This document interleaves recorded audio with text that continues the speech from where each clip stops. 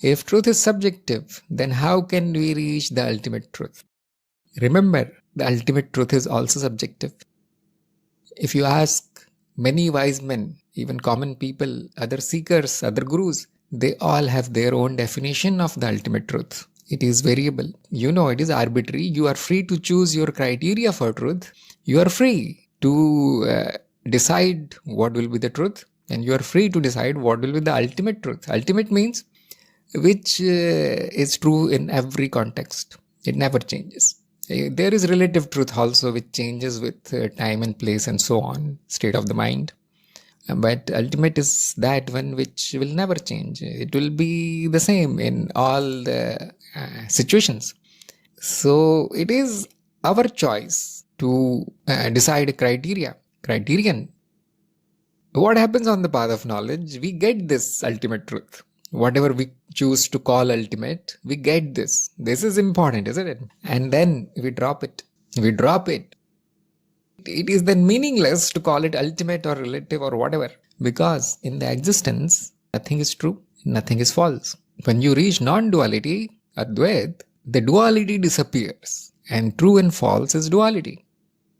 In the existence, nothing is true, nothing is false, but both can appear, both can be seen. Something true is seen, something false is seen.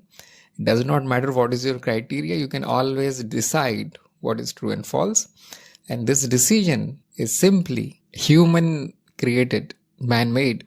It is not naturally present in the existence. Nothing is true, nothing is false. So the criteria is actually a stepping stone to reach that which is non-dual, where the truth is meaningless, where simply being that which is non-dual is more important than knowing what is true and false. So non-duality is beyond true and false, and that is why on the path of knowledge we do not worry about what is true. We do not debate about these things. The scientist is telling you that this is true, and we do not object that thing.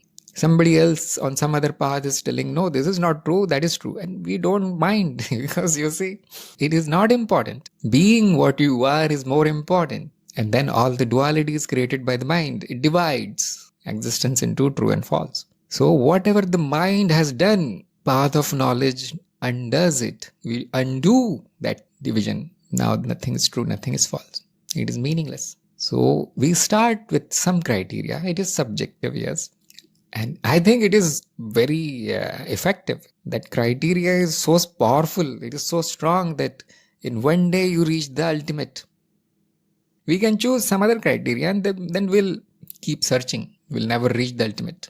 So it is important, but it is not really there. When you want to know your essence, your true nature, then we select something which takes us to the true nature, which prevents us in getting lost in changing phenomena, so that we arrive at the essence. That is its importance. It is like a stepping stone. When that is crossed, you drop the concept of true and false. It is useless.